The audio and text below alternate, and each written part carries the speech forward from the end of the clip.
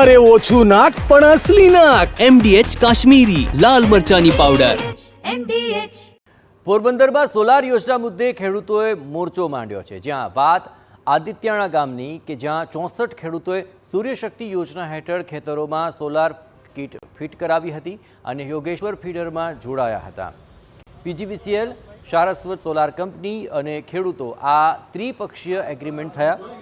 વધારાની આવક મળશે તેમ જણાવતા ખેડૂતોએ સોલાર ફીટ તો કરાવી લીધી, પરંતુ તેને 5 વર્ષ વીતી ગયા છતાં પાવર જનરેટ નથી થતો અને તેને કારણે ખેડૂતોએ આ આક્ષેપ લગાવ્યો કે આ તમામ વચ્ચે હવે PGVCLએ 50,000થી 2 લાખ સુધીના બિલો આપતા ખેડૂતો ચિંતામાં મુકાઈ ગયા.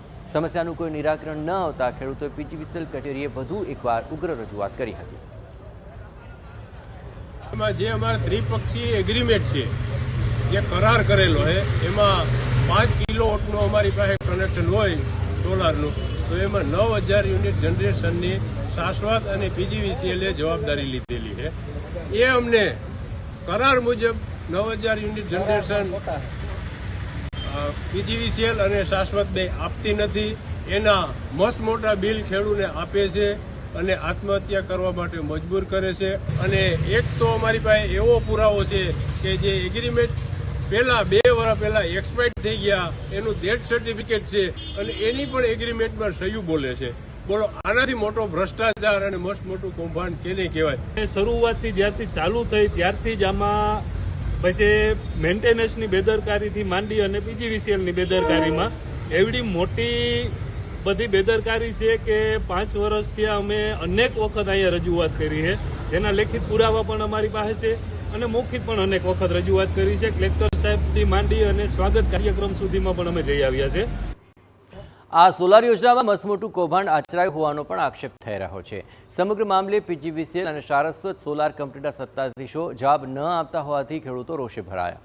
કલેક્ટરથી લઈને CM હેલ્પલાઇન સુધી ફરિયાદ કરી, આમ છતાં કોઈ નિરાકરણ નથી આવી રહ્યું. વીજ કંપનીના અધિકારો જવાબ આપવાને બદલે ખેડૂતોને અગાઉ રાજકીય દબાણમાં ફીડર બદલાવ્યાની વાત કરી રહ્યા છે.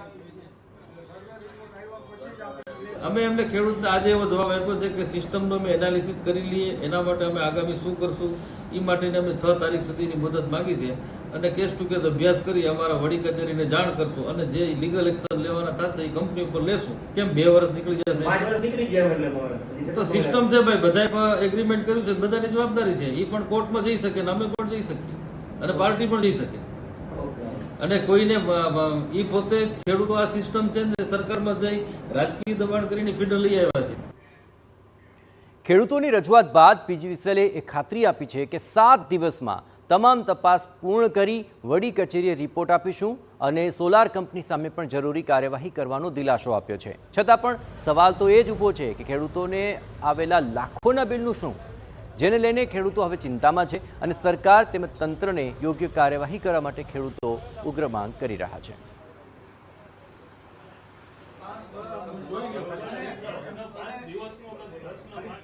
MDH ચણા મસાલા. હવે છોલા હોય કે ચોળા, સફેદ ચણા હોય કે કાળા ચણા, બધું મજેદાર બનશે. MDH.